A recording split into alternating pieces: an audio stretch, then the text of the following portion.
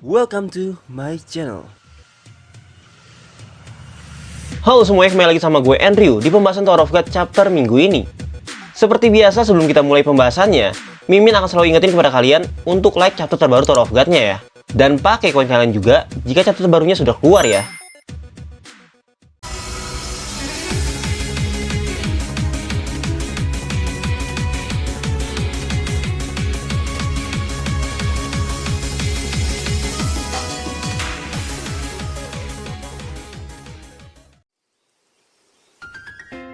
Chapter 526. Pada chapter kali ini, sesuai judulnya yang sudah berganti menjadi anjing dan kucing.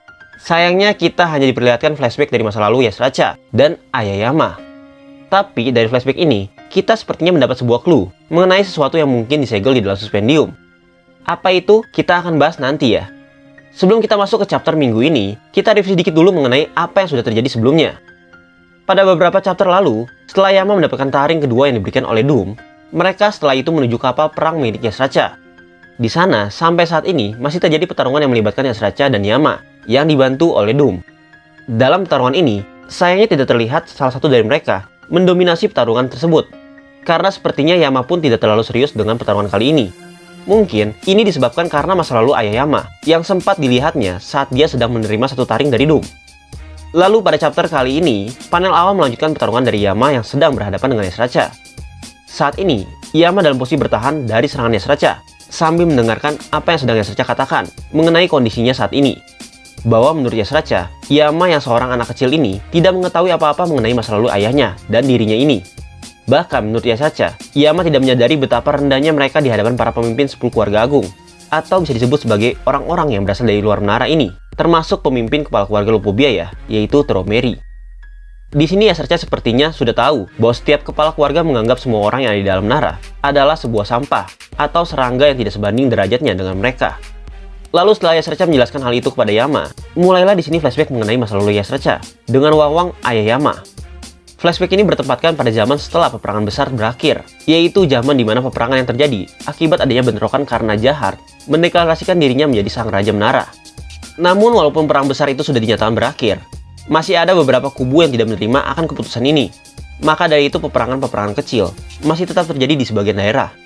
Lalu dikarenakan untuk membuat pasukan yang dapat membantu kepala keluarga, workshop diminta untuk membuat suatu penelitian yang mencampurkan DNA manusia dengan binatang. Di dalam workshop inilah hubungan antara Wang-Wang dengan Yasracha dimulai.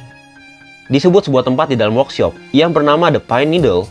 Tempat itu merupakan tempat penelitian berdasarkan permintaan dari seseorang yang sangat tinggi kedudukannya, yaitu untuk membuat penelitian dari manusia yang digabungkan dengan gen binatang yang ada di dalam menara.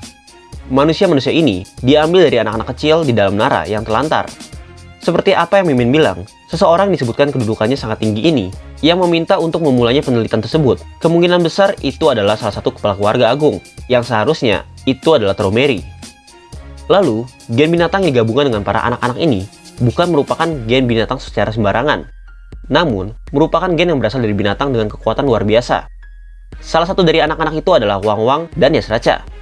Pada awalnya Mimin berpikir mereka ini memang saudara kandung, karena kalau kita lihat corak pada mukanya, sepertinya mereka berasal dari orang tua yang sama.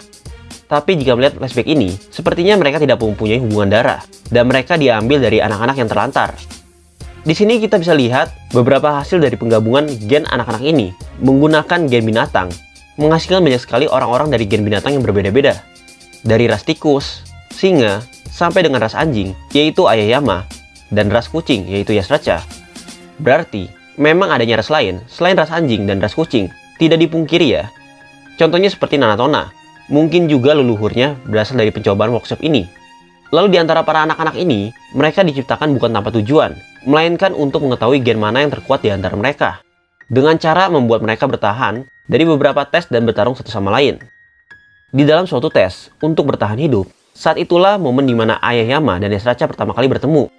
Namun di pertemuan pertama mereka tidak saling bertarung karena mereka berdua sudah berhasil lolos dari tes tersebut dan mereka merasakan mereka tidak perlu bertarung lagi.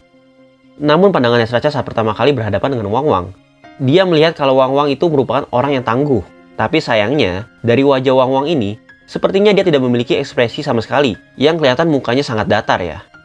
Hal ini yang membedakan Yasracha dengan Ayayama. Maka dari itu setelah Yasracha melihat pandangan Wang-Wang, yang selalu serius ini, dia akhirnya menjauh dan berharap jika dia tidak bertemu lagi dengan orang seperti itu. Karena Yasraca merasa akan bosan jika bertemu dengan orang seperti itu. Namun pada suatu hari, tibalah tes yang dimana mereka harus bertahan hidup di suatu tempat dengan membunuh satu sama lain. Pastinya, Wang Wang dan Yasraca menjadi salah satu kandidat yang berhasil lolos dalam tes tersebut. Bahkan dalam tes itu, mereka sempat berhadapan kembali satu sama lain. Tapi mereka sadar bahwa mereka berdua sangat kuat dan memiliki kekuatan yang sama. Sehingga, oleh karena itu mereka tidak saling menyerang dan lebih memilih lulus tes secara bersama-sama. Kemudian, dikarenakan bukan hanya mereka berdua saja yang lulus, ada beberapa subjek penelitian lain yang lulus juga. Mereka semua setelah lulus tes itu, akhirnya terpilih menjadi orang-orang yang bisa menaiki menara, atau kita sebut sebagai regular. Ketika mereka menjadi regular, tentunya mereka harus berpisah dan memulainya secara sendiri-sendiri, termasuk Yasraca dan Aoyama. Tapi dalam suatu ketika, di saat Yasraca sudah menjadi regular peringkat D, tanpa sengaja dia bertemu kembali dengan Aoyama di suatu tempat di dalam hutan. Dalam pertemuan itu, Yasraca awalnya mengira orang yang dia lihat ini adalah musuhnya. Untungnya saat sedang menyerang, Yasraca sadar bahwa orang itu adalah orang yang dikenal sejak dulu, yaitu Wang Wang. Seketika Yasraca harus menghentikan serangannya dan berakhir mereka bertabrakan satu sama lain. Setelah kejadian itu, mereka akhirnya saling berbincang-bincang mengenai keadaan mereka saat ini. Yasraca sempat menanyakan pada Wang Wang mengenai kondisi teman-temannya yang dulu juga berasal dari workshop. Tapi sepertinya Wang Wang belum pernah bertemu kembali dengan mereka, kecuali dengan Yasraca. Itu pun mereka berdua baru bertemu dan itu juga secara kebetulan. Lalu selain menanyakan kondisi teman-temannya yang berasal dari workshop, Yasraca juga penasaran mengenai kondisi Wang Wang saat ini. Apakah dia sudah membentuk tim atau menemukan seorang teman? Namun sayangnya, Wang Wang mengatakan bahwa dia sangat susah sekali untuk mencari tim yang cocok.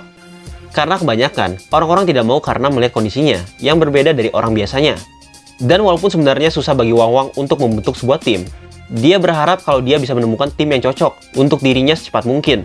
Dan berharap kalau teman timnya ini memiliki kondisi yang sama dengannya, seperti Yasraca ini. Secara tidak langsung, Wang Wang sebenarnya ingin dan mengajak Yasraca untuk membuat tim bersama dengannya. Karena dia tahu kalau mereka berdua akan cocok satu sama lain. Dan jika mereka bersama, mereka akan cukup kuat untuk menghadapi setiap musuh yang ada. Apalagi mereka berasal dari tempat tinggal yang sama dan dibesarkan secara bersama-sama. Maka dari itu, Wang Wang yakin kalau Yasraca akan sangat cocok dengannya untuk membuat suatu tim. Tapi seperti apa yang dibilang Yasraca, kalau dia tahu bahwa Wang Wang bukan merupakan orang yang asik baginya, pastinya akan ngebosenin kalau mereka berdua menjadi satu tim. Dan Yasraca tidak sepemikiran dengan Wang Wang. Maka dari itu Yasraca hanya mengabaikan ajakan dari Wang Wang ini dan pergi meninggalkannya. Yasraca saat itu juga beralasan karena mereka berasal dari tempat yang sama dan mereka tahu kalau mereka berdua memiliki kemampuan yang sebanding. Pertemuan mereka diakhiri sampai sini saja dan berharap mereka menjalankan hidup masing-masing kembali. Tapi sepertinya Aoyama tetap keras kepala mengajak Yasraca untuk membentuk sebuah tim karena dia merasa sangat cocok dengan orang yang berasal dari tempat yang sama dengannya. Namun tetap, sesuai dengan pendirian dari Yasraca, dia tidak mau membentuk tim dengan Wang Wang apapun alasannya. Sehingga segala cara dilakukan oleh Wang Wang untuk membujuk Yasraca. Sampai-sampai Wang Wang menawarkan kalau dia bisa melakukan apapun seperti memasak, mencuci, dan membuat makanan selama mereka menaiki menara secara bersama-sama. Bahkan Wang Wang juga bersedia menjaga agar dia aman selagi Yasraca sedang tidur, asalkan Yasraca mau membentuk tim dengannya. Akhirnya, Yasraca cukup menyerah dengan perkataan dari Wang Wang yang panjang ini, dan dia berpikir akan menjadi keuntungan baginya jika dia membentuk tim dengan Wang Wang. Tapi dia tidak mau menganggap Wang Wang sebagai seorang teman baginya, namun sebagai seorang pelayan. Sampai-sampai Wang Wang dimintanya untuk tidak memanggilnya teman. Lalu setelah percakapan itu selesai, mereka mulai menaiki menara secara bersama-sama. Sesuai dari perkataan Wang Wang sebelumnya, bahwa Yasraca tidak perlu melakukan hal banyak dalam perjalanan mereka. Bahkan dalam sebuah pertarungan pun, Yasraca tidak perlu untuk mengeluarkan tenaga, karena kebanyakan semua sudah dibereskan sendiri oleh Wang Wang. Kecuali mereka menemukan lawan yang benar-benar sulit, maka Yasraca baru akan ikut turun tangan. Ternyata setelah melalui itu semua, Yasraca yang seorang penyendiri ini baru sadar bahwa membentuk tim dengan Wang Wang adalah suatu keputusan yang sangat tepat, dan itu ternyata hal yang menyenangkan baginya. Kemudian suatu saat, di mana mereka sudah cukup lama menaiki menara secara bersama-sama, di saat mereka sedang bersantai setelah melakukan ujian, tiba-tiba Yasraca menanyakan kepada Wang Wang mengenai dirinya kembali. Apakah selama ini Wang Wang mempunyai mimpi yang sangat diinginkan? Karena pastinya setiap orang mempunyai mimpi. Namun suatu saat, para orang-orang dari workshop yang menjadikan mereka seperti saat ini akan kembali menyebut mereka setelah mereka sudah mencapai gelar seorang ranker. Maka dari itu, Yasraca ingin mengetahui adakah mimpi yang Wang Wang inginkan. Lalu dengan cepatnya, Wang Wang mengatakan bahwa dia juga mempunyai mimpi selama ini. Walaupun sempat kaget, ternyata Wang Wang mempunyai sebuah mimpi. Karena dalam pikiran Yasraca, orang yang tidak mempunyai ekspresi seperti Wang Wang ini ternyata juga mempunyai sebuah mimpi. Tapi mimpi yang Wang Wang inginkan ternyata mimpi untuk mempunyai seorang majikan. layaknya seekor anjing yang sesungguhnya. Ya, sesuai dengan perkiraan Yasraca, bahwa itu bukan merupakan sebuah mimpi, melainkan insting yang didapatkan dari darah binatang yang dia miliki. Maka dari itu, Yasraca memarahi Wang Wang untuk tidak benar-benar mengikuti insting binatangnya. Dan jika Wang Wang bersikeras untuk mempunyai mimpi itu, Yasraca menyarankan bahwa dia mau menjadi majikan untuk Wang Wang, sambil mengatakan kalau dia akan mengajarkan Wang Wang bahwa sebenarnya dia tidak memerlukan seorang majikan. Walaupun Wang Wang sempat menolaknya, karena dia tidak bisa mempunyai majikan seekor kucing, Wang Wang berkata bahwa dia akan melupakan sementara waktu mengenai mimpinya ini, selama dia bersama dengan Yasraca. Jika dilihat dari percakapan mereka berdua, sepertinya ikatan mereka berdua ini semakin dekat ya, layaknya seperti seorang partner. Bahkan bisa dibilang mirip Bam dan Kun ya.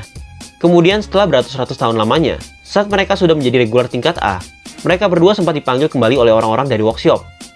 Orang-orang dari workshop itu mengatakan kepada mereka bahwa setelah mereka menjadi seorang ranker, maka orang yang ada di balik layar atas penelitian pada mereka di dalam workshop selama ini meminta mereka untuk datang dan akan menjadi majikan mereka. Yasraca saat itu memang sudah tahu dari awal kalau dia suatu saat akan menjadi pelayan seseorang. Tapi sayangnya, Yasraca sudah sangat nyaman dengan kondisi yang sekarang ini, yang dimana dia hidup secara bebas. Tapi apa yang Yasraca rasakan saat itu berbeda dengan apa yang Wang Wang rasakan. Karena memang dari awal, Wang Wang sudah bermimpi untuk mempunyai majikan segera mungkin. Maka dari itu informasi itu bukan membuat dia sedih, melainkan membuat dia sangat senang. Sampai-sampai Yasraca melihat Wang Wang saking senangnya, dia sampai sulit untuk tidur karena tidak sabar untuk mempunyai seorang majikan. Lalu pada suatu malam, setelah mendapat informasi mengenai majikan itu, Wang Wang dan Yasraca mulai berbicara dan menentukan apa yang harus mereka lakukan sekarang. Tapi karena jalan pikiran mereka berbeda, pastinya keputusan yang mereka ambil juga berlawanan. Karena sesuai keinginan Wang Wang untuk mempunyai majikan, sedangkan Yasraca ingin hidup bebas. Maka dari itu Wang Wang mengatakan kalau dia menerima perintah itu dengan senang hati, tanpa melawan sedikit pun.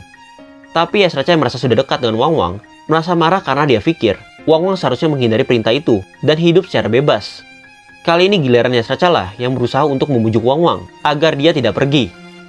Sambil menasihati Wang Wang, Yasraca mengatakan kalau kemungkinan majikan yang barunya ini akan memperlakukan mereka seperti budak, dan Wang Wang akan menyesali keputusan ini.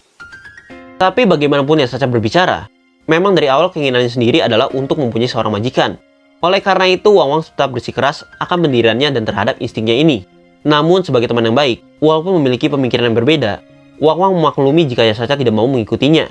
Karena dia tahu bahwa Yasraca memang bukanlah tipe orang yang mau melayani seseorang. Maka daripada Yasraca terpaksa dan akan menjadi hal yang buruk nanti, oleh karena itu Wang Wang menyarankan kalau mulai dari saat ini, mereka bisa berpisah dan mengambil jalan masing-masing. Akhirnya setelah perdebatan yang cukup panjang ini, walaupun mereka berdua masih sebagai regular tingkat A, karena jalan yang mereka tempuh berbeda-beda, sehingga untuk menjadi seorang ranker, mereka harus menjalani secara sendiri-sendiri.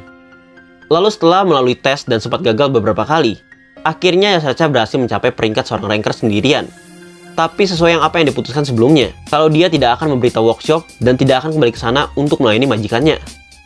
Beberapa lama setelah itu, Yasraca pun mulai membentuk timnya sendiri dengan cara dia membagikan kekuatannya ini kepada orang-orang lain.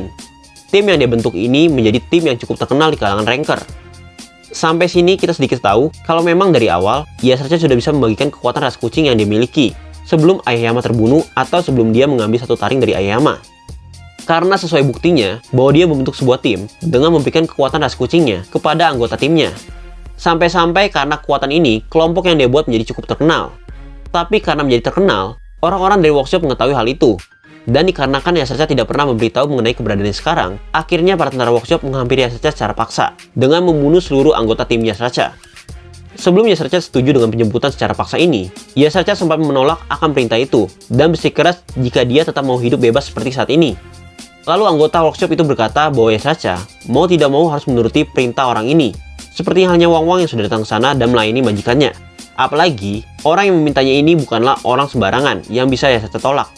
Jika Yasraca ingin tetap hidup, maka dia harus menuruti perintah itu.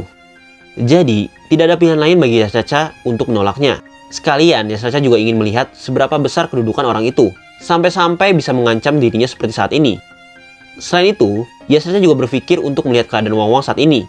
Jika dia terlihat menyesal akan keputusannya, maka dia akan berencana mengajak Wang Wang untuk kabur. Lalu setelah menyetujui perintah itu, Yasraca kemudian dibawa oleh anggota workshop itu ke suatu tempat, yang tempat itu merupakan tempat dengan kapal induk yang sangat besar, yang tidak lain dan tidak bukan adalah kapal induk Lopobia.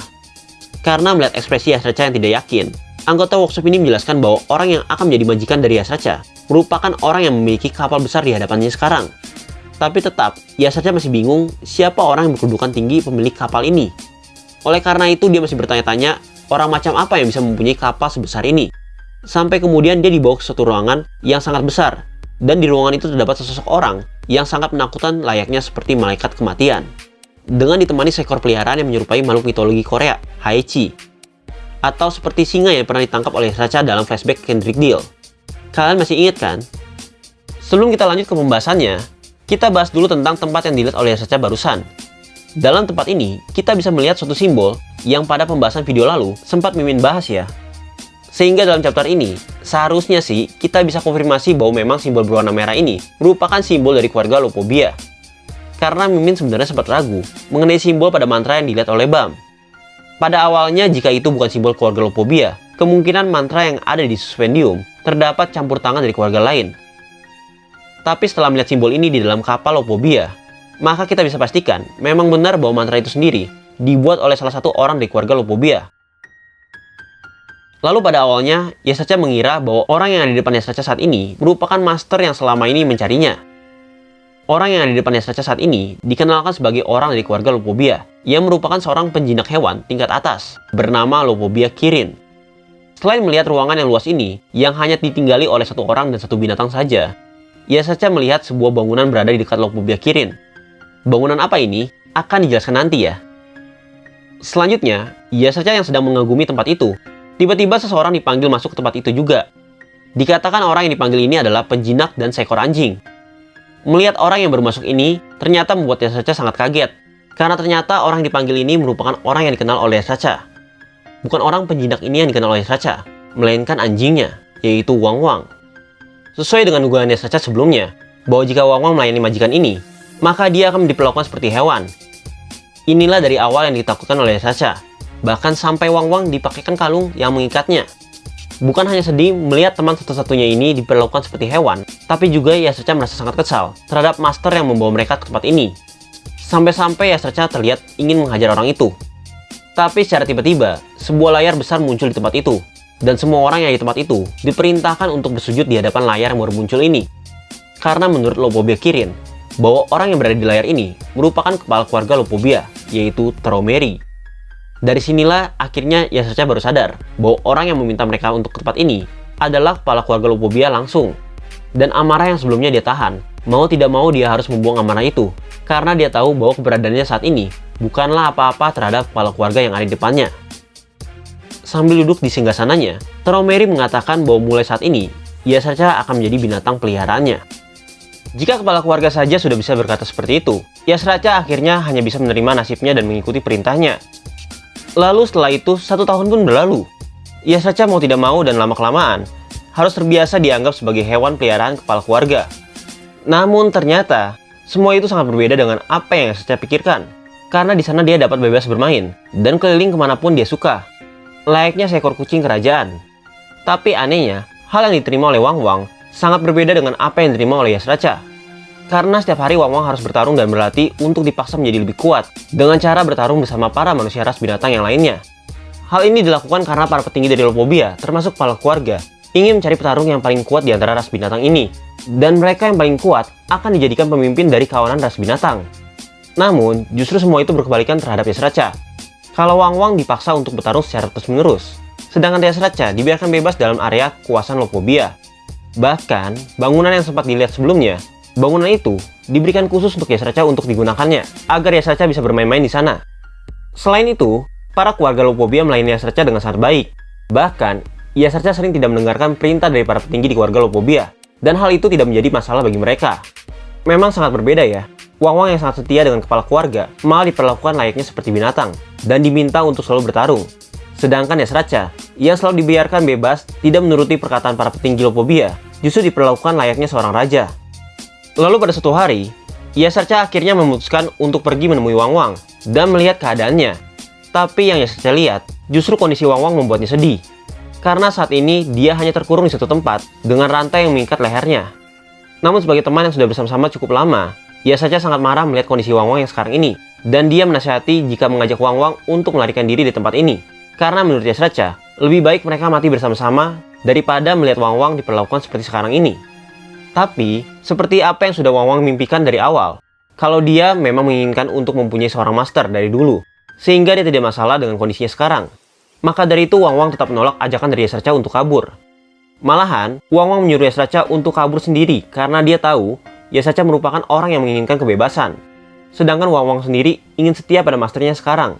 Oleh karena itu, Yasracha yang tadinya ingin pergi dan mengajak Wang Wang kabur, mendengar pembicaranya barusan, Yasracha semakin heran dan berpikir bahwa Wang Wang sudah gila karena dia tetap mau bertahan meskipun diperlakukan seperti itu. Akhirnya Yasracha pun sempat memutuskan untuk melarikan diri dengan sendirian. Tapi di dalam perjalanan, Yasracha menemukan seseorang yang pernah dia kenal dan sama-sama berasal dari tempat penelitian di dalam workshop. Orang itu bernama Robbie, yang memiliki darah dari ras binatang singa. Robbie mengetahui bahwa saat itu Yasracha sering bertemu dengan Wang Wang dan mengajaknya untuk kabur dari tempat ini. Lalu Robbie menjelaskan bahwa Yasracha tidak akan bisa mengajak Wang Wang untuk kabur, dikarenakan Wang Wang sendirilah yang memutuskan untuk setia kepada kepala keluarga. Padahal Wang Wang sendiri memiliki kemampuan yang spesial di antara semua subjek penelitian di dalam workshop, yaitu kemampuan untuk tidak bisa dikendalikan oleh siapapun. Bahkan kepala keluarga Lopobia sendiri, yang merupakan orang yang sangat ahli dalam mengendalikan binatang, dan bisa mengendalikan semua binatang yang ada di dalam menara, kekuatan itu tidak mempan terhadap Wang Wang. Mungkin kekuatan inilah yang disimbolkan dengan 3 taring, yang pernah Dom ceritakan pada Yama. Tapi kekuatan itu justru bisa mempan terhadap semua subjek penelitian termasuk Yasracha sendiri. Karena mendengar hal itu, Yasracha sempat kaget bahwa ternyata dirinya juga bisa dikendalikan oleh kepala keluarga. Padahal seharusnya, kekuatan untuk mengendalikan sesama manusia itu sangatlah mustahil, dan dia tidak pernah menemukan kekuatan seperti itu. Namun Robbie menjelaskan bahwa memang kekuatan itu hanya berpengaruh terhadap hewan. Tapi, Robbie juga mengingatkan bahwa mereka semua, termasuk Yasracha, merupakan orang-orang yang memiliki campuran dengan darah binatang. Itu kenapa Yasracha dan para subjek penelitian lain bisa dikendalikan oleh kepala keluarga Lopobia. Mengapa selama ini kepala keluarga Lopobia meminta workshop untuk mencampurkan gen binatang pada anak-anak manusia yang ada di menara, yaitu dengan tujuan untuk bisa mengendalikan mereka, sekaligus mendapatkan prajurit yang kuat dari gen binatang ini. Memang, hal ini merupakan suatu yang memalukan bagi para subjek penelitian termasuk Robbie sendiri, karena mereka saat ini hanya dianggap sebagai hewan peliharaan, dan tidak lebih dari itu. Walaupun Yasracha sendiri diperlakukan sangat baik, tetap saja bagi mereka selama dianggap seorang peliharaan, dan dapat dikendalikan kapan saja, itu merupakan suatu penghinaan bagi Robbie. Oleh karena itu, Robbie sendiri juga bingung. Dia bisa bergerak bebas saja, ingin melampaui kekuatan kendali dari kepala keluarga, supaya dia bisa melepaskan diri dari tempat ini. Tapi kenapa Wang Wang yang bisa melakukan segalanya, dan memiliki kekuatan spesial, malah memilih untuk setia dan berada di tempat ini? Maka Robbie menyarankan kepada Yasracha untuk melupakan Wang Wang, karena itu merupakan hal yang sia-sia. Tapi cerita dari Robbie ini tampaknya membuat Yasracha menjadi penasaran mengenai kekuatan yang dimiliki oleh Wang Wang. Maka Yasracha tetap memilih untuk tinggal lebih lama lagi dan melihat kebenaran yang diceritakan oleh Robbie. Lalu setelah beberapa lama kemudian, Yasracha dan Wang Wang semakin diperlakukan menjadi 2 orang yang berbeda. Wang Wang dianggap sebagai seekor anjing yang setia kepada pemiliknya, namun masih tetap diperlakukan seperti dulu. Sedangkan Yasracha menjadi kucing kesayangan yang tinggal di takhta yang besar bersama dengan para petinggi di keluarga Lopobia. Bahkan saat itu, dia sudah diberikan kepercayaan yang sangat tinggi. Sampai-sampai setiap keputusan yang akan dibuat oleh kepala keluarga, Yasracha selalu ditanyakan pendapatnya. Lalu pada suatu saat, datanglah seorang wanita pembawa pesan dari salah satu keluarga Lopobia. Orang itu membawa berita bahwa belakangan ini terjadi perselisihan antara pemimpin cabang di keluarga Lopobia, yang bernama Redodo dan Kukoko. Sampai-sampai perselisihan itu membuat pertarungan yang sangat hebat di antara mereka berdua. Oleh karena itu, wanita pembawa pesan ini meminta kepala keluarga Lopobia untuk ikut campur agar mereka berdua bisa berhenti dan cepat menyelesaikan masalah yang ada pada cabang Lopobia ini.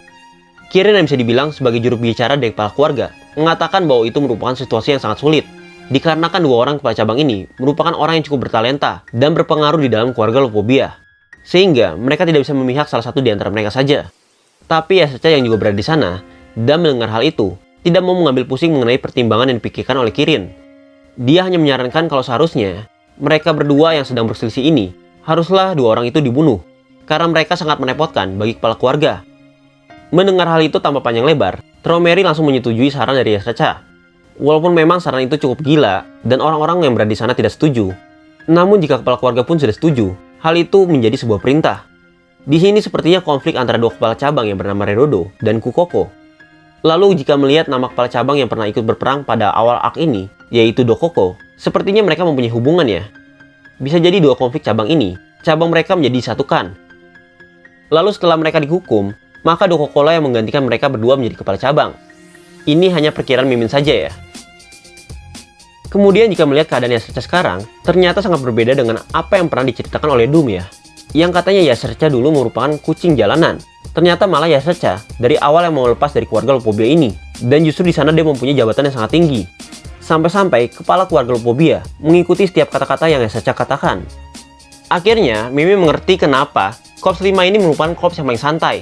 Karena kalau kita melihat, Yasirca merupakan orang kepercayaan dari kepala keluarga Lupobia. Maka dari itu Korps 5 merupakan korps yang paling sedikit untuk mendapatkan tugas. Lalu setelah semua itu berlalu, akhirnya Yasirca dan Wang Wang pun bisa dibilang bukan hanya sekedar binatang peliharaan. Karena kedudukan mereka saat ini cukup besar. Bahkan Wang Wang sendiri memiliki sekelompok pasukan dari kekuatan yang membentuk pasukan dari ras anjing. Sampai-sampai dikatakan bahwa pasukan ras anjing ini bisa mengancam kedudukan para kepala cabang di keluarga Lupobia. Sedangkan Yasirca memiliki kedudukan dari memanfaatkan koneksi yang banyak di keluarga Lupobia. Hal ini justru membuat para kepala cabang takut kepada mereka, sehingga berencana untuk membuang Wang Wang suatu saat nanti. Apalagi dengan kedudukan Wang Wang saat ini, dan juga kekuatan yang semakin membesar, disertai para pasukan dari ras anjing yang setia pada Wang Wang, apalagi keluarga Lupobia tidak bisa mengendalikannya. Itulah yang membuat kepala cabang dari keluarga Lupobia takut, karena mereka tidak memerlukan kekuatan yang besar kalau kekuatan itu tidak bisa mereka kendalikan. Maka dari itu para petinggi di keluarga Lupobia merencanakan sesuatu dengan mencari wanita untuk Wang Wang nikahi dan mempunyai anak darinya. Lalu dari situ lahirlah seorang anak. Anak itu juga mempunyai kekuatan yang mirip dengan Wang Wang, yang bisa membuat ras anjing dari kekuatannya. Hanya saja perbedaannya anak itu dapat dikendalikan oleh anggota keluarga Lupobia. Anak itu adalah Doom. Lalu dari cara itulah mereka mendapatkan cara untuk mengontrol ras anjing di masa depan.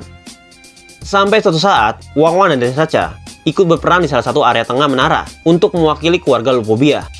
Bahkan saking besarnya peperangan itu, di sana sempat terlihat sosok jahat yang sedang mengawasi jalannya peperangan itu.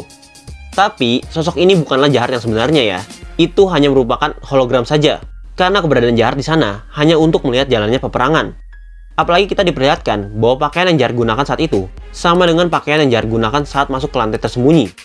Nah, dari sini, Mimin mau ingetin pada kalian, bagi kalian yang lupa atau belum tahu, bahwa sesuai dengan penampilan jahat sekarang, jika jahat yang pernah kita lihat di dalam lantai tersembunyi, itu merupakan sosok jahat yang hanya merupakan hologram saja, sama seperti saat ini. Dan dari sini Mimin semakin bertanya-tanya nih, jika kalian pernah nonton video Mimin mengenai pembahasan dari teori jahat, salah satu teori itu berkata bahwa alasan jahat tidak pernah muncul secara langsung. Itu kemungkinan karena kontrak yang dibuat dengan administrator, yang membuatnya tidak bisa meninggalkan lantainya saat ini. Sehingga seperti di lantai tersembunyi, dan di dalam flashback Yasirca, bahwa jahat yang datang hanya merupakan versi tiruannya saja. Tapi walaupun jahat yang ada sekarang hanya merupakan hologram saja, Yasirca merasa dia harus berperang secara serius, agar dia bisa mendapatkan pengakuan dari orang terkuat di menara.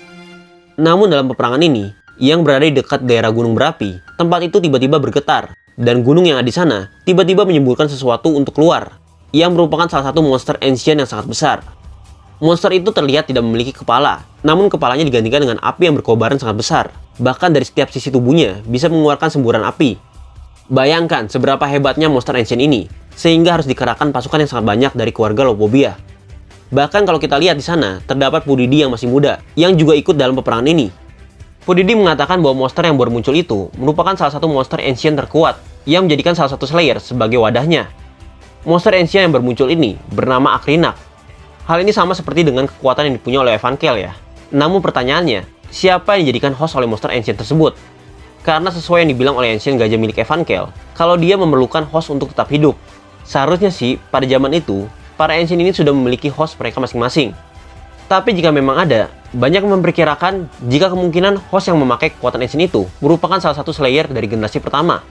Karena sesuai dengan informasi, bahwa para Slayer dari generasi pertama, mereka dikenal sebagai The Ancient God, yang mungkin itu ada hubungannya dengan para ancient yang ada di dalam chapter ini ya. Lalu setelah itu juga, karena pada chapter ini peperangan terjadi antara keluarga Lupobia, maka banyak yang memperkirakan bahwa sesuatu yang disegel dalam suspendium besar kemungkinannya merupakan kekuatan ancient yang ada di chapter ini, atau jangan-jangan hostnya juga ada di sana.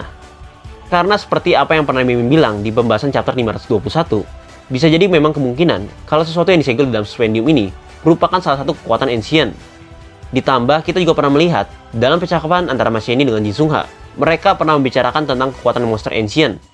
Sampai-sampai Jin Sungha memperingatkan Mas Yenny bahwa Mas Yenny tidak mengetahui apa-apa tentang kekuatan monster yang dimaksud ini.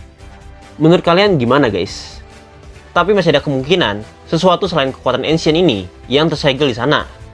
Dan itulah akhir dari pembahasan chapter kali ini guys. Akhirnya kita sampai di akhir video juga. Jujur, walaupun cerita kali ini full dengan flashback, tapi menurut Mimin ini chapter yang cukup seru. Mimin berharap pada chapter selanjutnya, cerita ini masih dilanjutkan kembali. Karena kita masih tidak tahu siapa orang yang akan menjadi Ibu Yama, dan bagaimana Ayah Yama bisa mati. Apakah benar disebabkan oleh Yasracha, atau ada hal lain? Tapi kalau kita lihat sepanjang cerita ini, Yasracha lah yang paling mengerti dan peduli pada Ayah Yama. Sampai-sampai dia mengajak Ayah Yama untuk kabur tanpa memikirkan dirinya sendiri. Namun bisa jadi kalau Yasracha menginginkan kekuatan Ayah Yama agar dia tidak bisa dikendalikan oleh kepala keluarga. Maka dari itu dia membunuh Ayah Yama. Dan sepertinya juga, jika kita lihat sekarang, karakter yang bernama Kirin ini yang juga terlihat sebagai orang nomor 2 di keluarga Lupobia. Namun pada arc ini, saat kemunculan dari kepala keluarga, Kirin tidak terlihat lagi ya. Mimin mempunyai perkiraan, apa ada kemungkinan jika Kirin mati, dan itu ada hubungannya dengan Yasracha. Karena Mimin curiga, kekuatan Yasracha untuk mengendalikan ras anjing, itu bukan kekuatan taring yang dicuri oleh Yasracha, melainkan dari kekuatan Lupobia Kirin. Karena dia juga dikenal sebagai penjinak hewan yang hebat di keluarga Lupobia. Ya, tapi itu sih hanya pikiran Mimin saja ya. Semoga di minggu depan, kita bisa mengetahui semua alasan itu, dan apa isi dari suspendium itu. Oke, sekian dulu pembahasan pada chapter kali ini. Sorry jika ada kesalahan dan kekurangan ya. Sampai ketemu di video selanjutnya. Bye-bye.